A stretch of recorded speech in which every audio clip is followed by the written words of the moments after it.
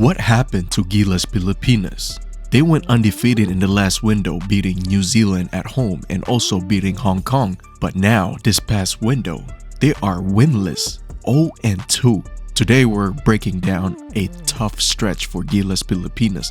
Their losses in the last two games against New Zealand and Chinese Taipei. But what about you guys? What do you guys think? What went wrong in the last two games? Let me know in the comments and let's make this a conversation. And if you haven't done so, don't forget to like this video and subscribe to my channel for more basketball content. In these next few minutes, we're diving deep into how defensive lapses and the impact of missing Kai Sotto resulted to an 0-2 window. Plus, we'll discuss what the team could have done better overall, so stick around because at the end, we'll reveal exactly how a few key changes could have turned the tide in their favor. Let's start with the clash against New Zealand. Gilas Pilipinas, known for its physical, tight defense, seemed to lose its edge. The usual intensity was missing and defensively rotations were notably slow. This allowed the Kiwis to take advantage by hitting lots of threes early in the game and secure open looks in the paint. One of the most glaring issues was the absence of Kai Sotto. His role on defense is crucial. He not only provides shot blocking ability but also helps control the paint and rebound. Without him, the interior defense was left vulnerable, forcing other players to stretch beyond their comfort zone. New Zealand just did whatever they wanted in the paint and took full advantage every time they had a free lane. One of the disappointing things that I saw early in the game was Kevin Kembao's effort on defense. This game against New Zealand was supposed to be his coming out party where he was supposed to save Gilas Pilipinas from not having Kai Sotto, and I felt like he could have been the one who saved Gilas Pilipinas in a way where he was supposed to drop 30 points or more and help Justin Brownlee with the scoring, not just scoring wise but at least defensively, because earlier in that game against New Zealand, number 20 on New Zealand, the guy that Kevin Kembao was guarding, just did whatever he wanted with him. And that also contributed to the very hot start that New Zealand had, and they never looked back after those defensive errors. I'm not saying it was Kevin Kembao's 100%, it was his fault. But that contributed a lot, where it could have been the other way around, where Kevin Kembao could have contributed a lot more. If you agree with that point of view, give this video a like. And if you don't, let me know in the comment section and let's talk about it. Moving on to the game against Chinese Taipei. The issues was very similar and it goes back to defense. The team struggled to adjust defensively and the same problem kept on reoccurring on this window. Sluggish rotation and the lack of cohesive effort on the defensive end.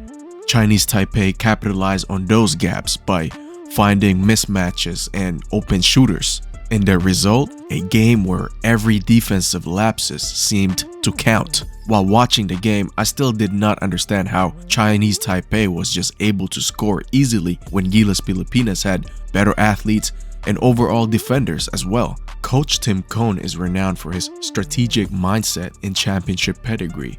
However, in these recent matchups, his coaching decisions have come under serenity. With the absence of key defensive presence like Kai Sotto, one would expect a swift tactical adjustment. Instead, the team largely stuck to the familiar system. Cone's game plan didn't evolve fast enough to counter the quick, adaptive offense of New Zealand and Chinese Taipei. The lack of timely substitutions and a reactive defensive scheme meant that the opponents often found themselves one step ahead. It appears that a more dynamic approach, especially in reallocating responsibilities among the big men and tightening the defensive communication, and might have mitigated some of these issues. I mean, at the end of the day, you will hit adversity in basketball and in life, and this is just the first time in recent time that we saw Coach Tim Cone face adversity as the Gilas Pilipinas head coach. And to be honest with you, I'm looking forward on how he's going to bounce back from this, even though a lot of people on the internet are already bashing the man. People need to understand that this is basketball. You're gonna win some and you're going to lose some. Adjustments will be made for sure with Tim Cone, and we shall see what those adjustments will be in the next tournament. What type of adjustments do you guys think that Coach Tim Cone's going to have on the next tournament? Let me know in the comments and let's talk about it. So what could Gilas Pilipinas have done differently during this window? Here are a few thoughts of mine. Number one is defensive adjustments. Without Kai Sotto, the team needed to compensate by stepping up collectively on defense. Quicker rotation, enhanced communication, and willingness to switch assignments more aggressively could have sealed up those gaps. Number two is overall effort.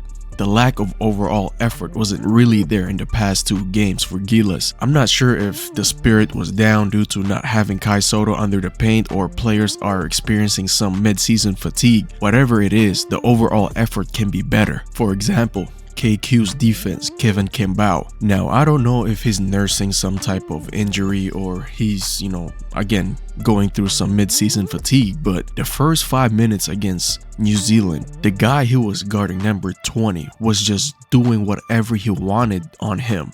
He was scoring, beating him off the dribble like he wasn't even there. And I really wanted Kevin Kembao to do something good or something, like just have that game as his coming out party, like, hey, Kai Sotto is not here, I'm the guy right now. And he started a game and everything, and I think Coach Tim Cohn wanted him to like, yo, listen, Kai's not here, you're taking over. But clearly the opposite thing happened, because I don't even think he went back into the game after he got subbed out in the first 5-8, early in the first quarter for sure, because he was messing up his defensive assignment.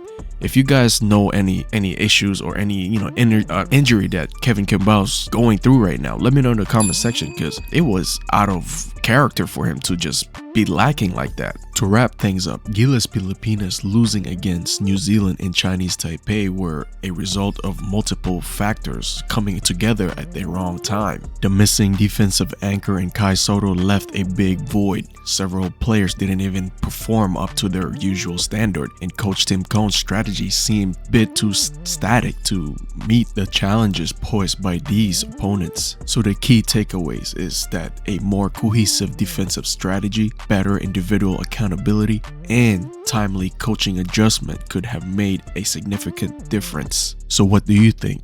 Could these changes have steered Gilas to victory? Drop your thoughts in the comments below, and if you enjoyed this breakdown, give us a like and share this video with fellow basketball fans. And as always, don't forget to subscribe for more basketball content, and we'll see you on the next one.